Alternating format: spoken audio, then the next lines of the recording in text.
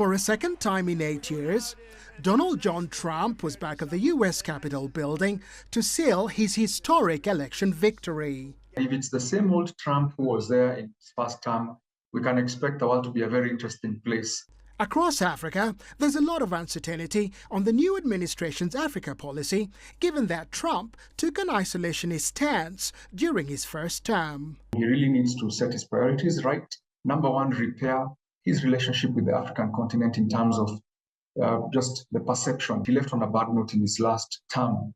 But will he? For example, on security, the Trump administration will have to decide if various conflicts and insecurity in Africa put at risk U.S. national security to warrant American involvement, among them the extremist violence in the Sahel region and Moscow's growing influence there, the civil war in Sudan, the fighting in the Eastern Democratic Republic of Congo, and the post-election violence in Mozambique, among others. On trade, the African Growth and Opportunity Act, the basis for U.S.-Africa economic partnerships, expires in September. Its future is uncertain. You have about 5 countries, probably Nigeria, South Africa, Kenya, Senegal, Ethiopia, that have been more successful in terms of, access to U.S. markets. But a majority of African countries are still, behind in terms of accessing AGOA. In 2023, overall trade volume between the U.S. and Africa was worth $67.5 billion, a slight dip from the previous year, which stood at $72.5 billion.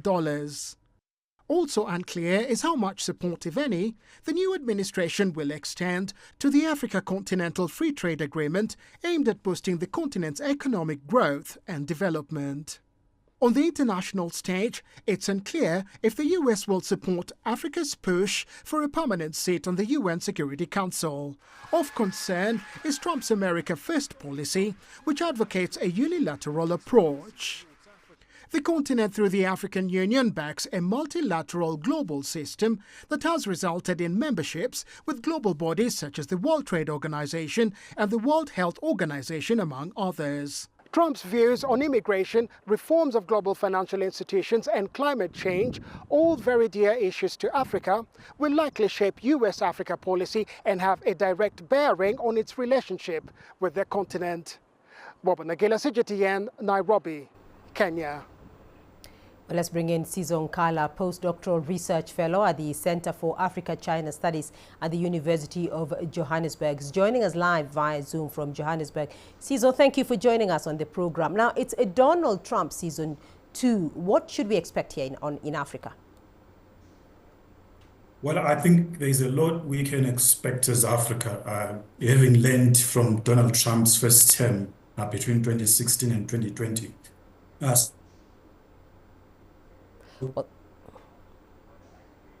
He said a lot of things during his presidential campaign.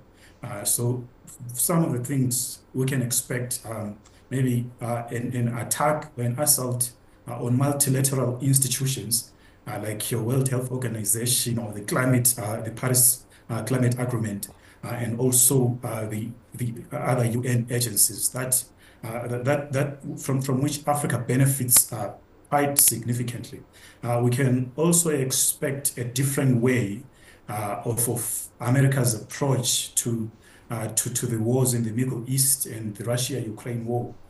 Trump has promised to end these wars, but he hasn't really presented a detailed plan as to how exactly he will end these wars. So I think the major item on the agenda for Africa will be the Africa Growth and Opportunity Act, which is set to expire sometime later this year.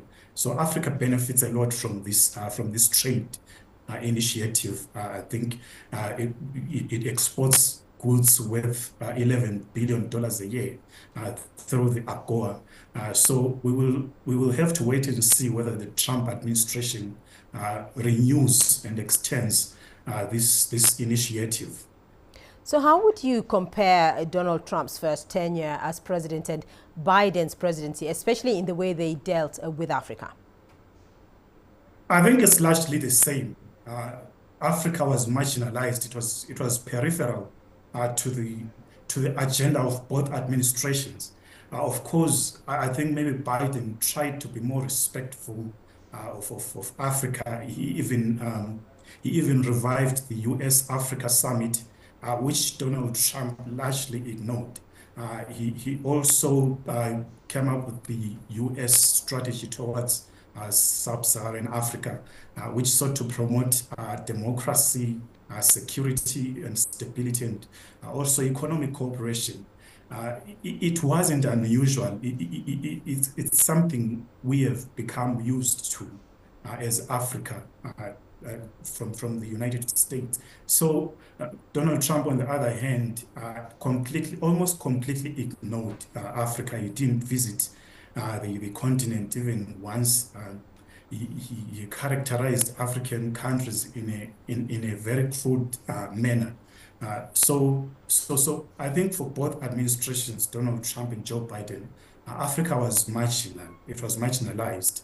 It ranked lower down their foreign policy priorities. So I'm not expecting anything different from the incoming Trump administration this time around. I mean, during his campaign, he has said very little about Africa anyway. So we shouldn't really expect much. What maybe I can expect is a revival of the Prosper Africa initiative that was introduced by Trump in 2020, which was meant to promote infrastructure and trade and investment in Africa, and which was also positioned as a competition with China's Belt and Road Initiative. So I want to look at that very briefly, Caesar. You've talked about the Belt and Road Initiative, and Trump is now coming to Africa to find an African continent that is embracing a multipolar world in a much bigger way. How can Trump's administration navigate the changing geopolitical climate so as not to lose out? And what do you think he can do differently this time around?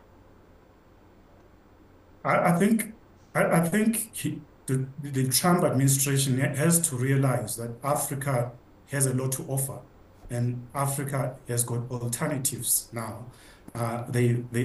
Africa does not depend on the US and the West. There are alternatives like China, like India, like Russia, and Brazil that Africa can engage. So I think the first thing for the Trump administration would be to appreciate the geostrategic value that Africa has and that they can exploit to their benefit.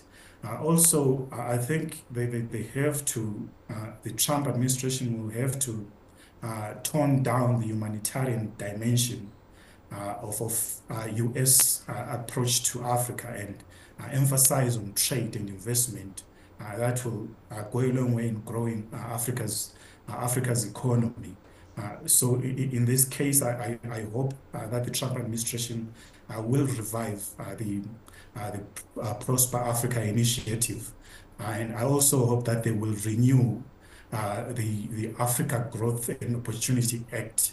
But this time around, I think the criteria for qualifying for the AGOA benefits, it must be revised, because the thing is, the US has used the AGOA Act as a stick for African countries to whip them into line with US foreign policy interests. I think if that can be done away with and focus on trade and investment, AGOA would go a long way in benefiting African countries and their people. Also, I think Donald Trump would rethink his global strategy, especially his approach on multilateralism, because multilateralism serves Africa.